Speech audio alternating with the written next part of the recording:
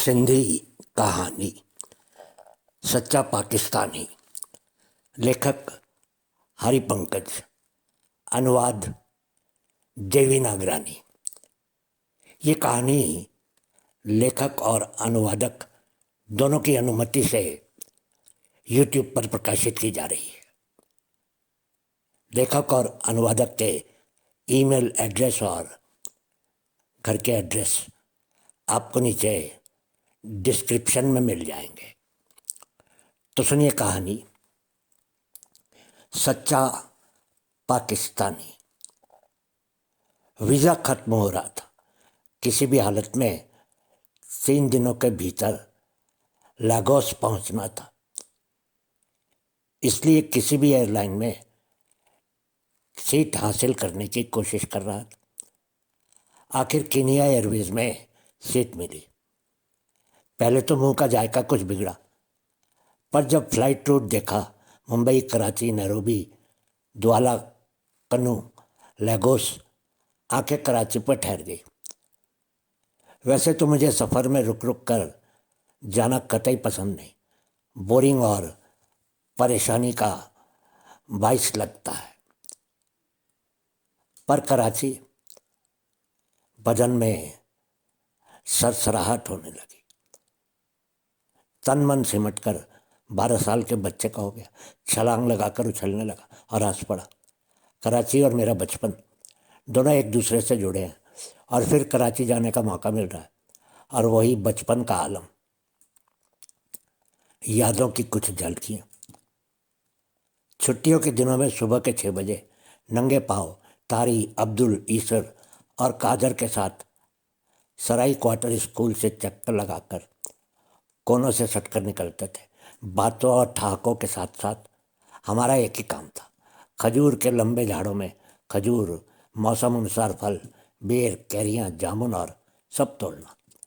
Railway ground तक पहुंचकर शाह को सलाम करके भरी हुई झोलियों के साथ लौटना। प्रेयर रोड पर वो सेव का मकान, बाजू में झूनी पुरानी गली और गलियों के उस तरफ आउटराम रोड, इस तरफ बंदर रोड।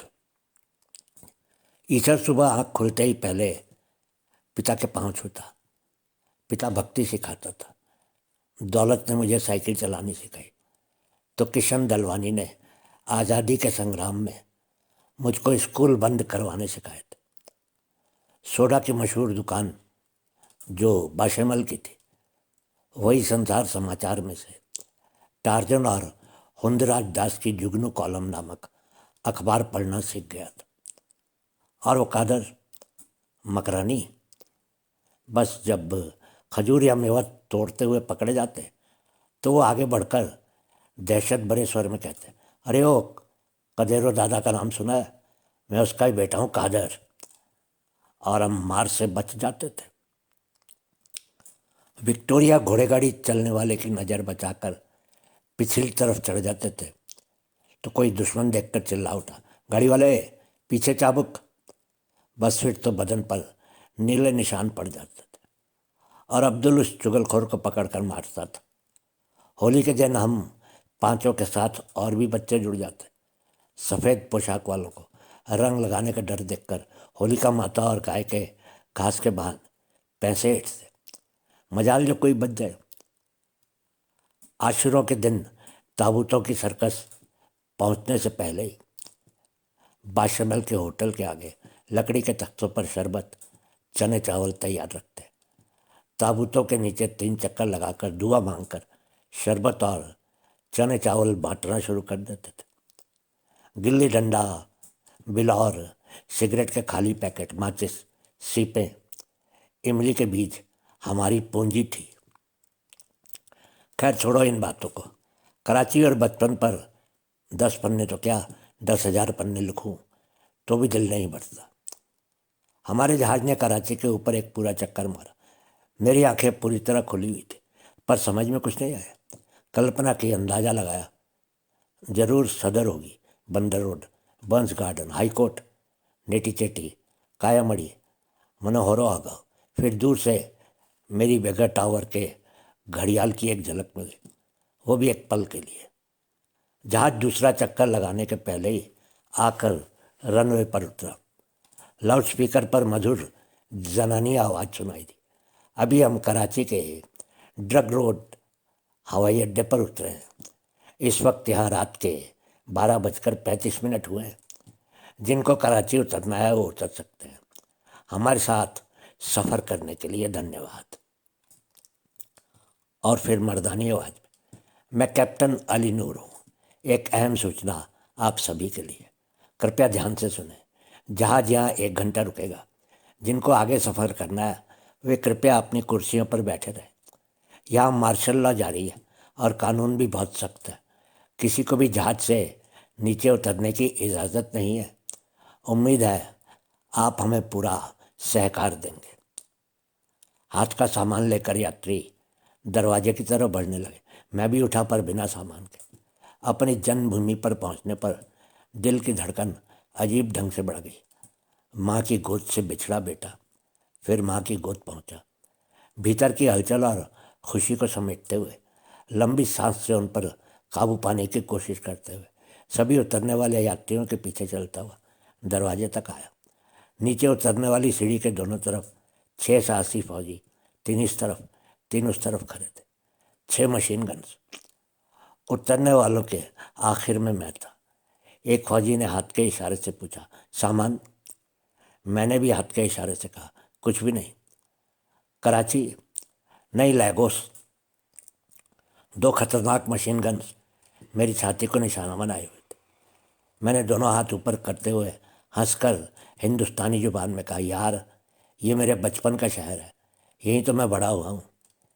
एक आदमी ने उर्दू में कहा, मेहरबानी करके अपनी जगह पर जाकर बैठो।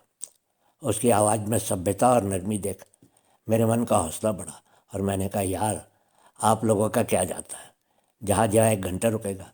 वो सामने लाउंज है, कैंटीन से एक गिलास पानी पी कर आऊँगा। और क्या, पानी आपको इस जहाज पर भी मिल सकता है। मैंने इल्तिजा भरे स्वर में कहा, पर उस कैंटीन का पानी सिंधु नदी का जल होगा, मेरी माँ की छाती का दूध।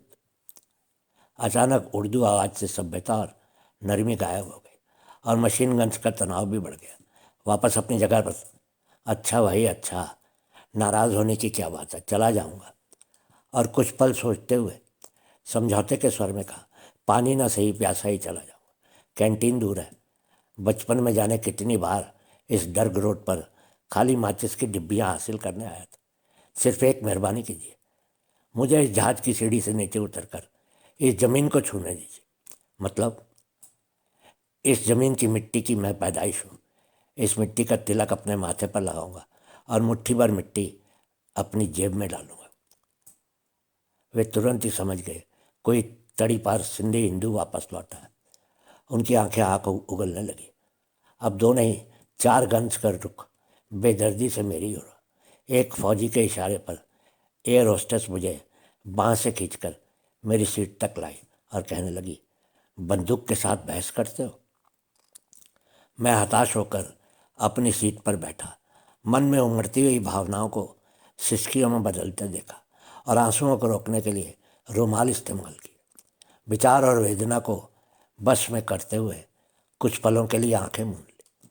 जब आंखें खोली तो मेरी सीट के कुछ ही आगे एक शख्स जहाज की कुर्सियों की सफाई कर रहा था। मैंने आहिस्ता से पूछा, ओ यार, तुम तो नए नक्शे मुझे सिंधी लगते हो। उसने चौंक कर पहले इधर उधर देखा और पास में खड़े अफ्रीकन निगरों को देखते ही फुसफुसाती हुई आवाज़ में कहा, सरताज, हूँ तो सिंधी, पर यह सिंधी बात करने से मेरी नौकरी चली जाएगी।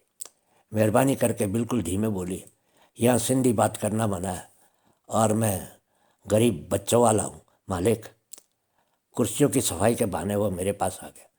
पर भाई ये तो सिंध है, ये कराची, ये डर्ग रोड, क्या कर दिया हमारी सिंधड़ी को, नीचे उतरने ही नहीं देते।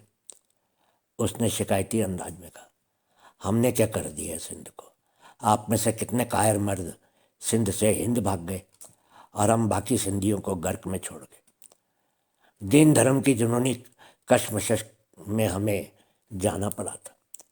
आप ना जाते तो आपकी दौलत यूँ महाजनों को तो ना मिलती।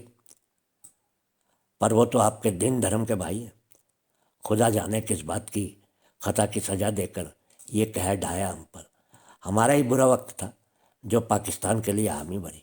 जाने कैसा हाकिम है जो सांस लेना दूभर हो गया। दो पल रुक कर कहा, मैं तो अनपढ़ गंवार हूँ, पर सिंध के घर घर में यही बात होती है कि दीन भाई तो दीन भाई है। पर हम जुबा ही हम शहरी होते हैं और वही अपने प्यारे भी होते हैं। सारे हिंदुस्तान पाकिस्तान को आज़ादी मिली, पर सिंध अभी भी गुलाम है खाविंद। बात करते हुए जहाज के आगे और पीछे वाले दरवाज़ों पर भी नज़र धर रहा था। उसके एहसासों में डर घुला हुआ देखकर मैं अपनी कुर्सी छोड़कर उसके करीब तक इस तरह टहलने लगा कि वो अपना काम भी करता रहा और हमारी गुफ्तगू में भी कोई बाधा ना पड़ी। और आपका वो सईद बाबा जो था, वो बेचारा पीर होकर भी राहें तकता रहा, आखिर गुजर गया। मैंने पूछा, उस पीर पागारी के जो पोइलक थे, उस शेख अयाज की कलम में जो ताकत थी। मालिक, इतनी बातें तो विस्तार से मैं नहीं जानता, बाकी ये जानता हूँ कि अयाज ने जीते जी जब कुछ कहा तो उसे चुप कराया गया और फिर इधर देख कर कहा, मुझे एक बार गुस्से में जाट तो कहिए। नहीं बाबा, मुसलमान कुल्हाड़ियों से मेरे टुकड़े टुकड़े कर देंगे। अब उस जुनून से भी तौबा कर ली गई है। ये नए हाकिम हमें पाकिस्तानी तो क्या, पर सच्चा मुसलमान होने तक को कबूल नहीं करते। मालिक, एक हकीकत बयां करूं, मेरे वालिद अब आंखों से देख नहीं पाते। एक दिन किसी अनजान आवाज ने कहा, अरे जाट। तो पिताजी ने उन्हें गले से लगाते कहा, व्यापारी कब हिंदुस्तान से लौटकर वापस आए। मैं जाट, तुम व्यापारी। व्यापारी और जाट लफ्ज़ों में कितना प्यार भरा हुआ है। दरवेशों की इस धरती के बेटे हम सिंधी प्यार से नाचते गाते हैं। हम फौजी तो नहीं, फिर बंदूकों से क्या।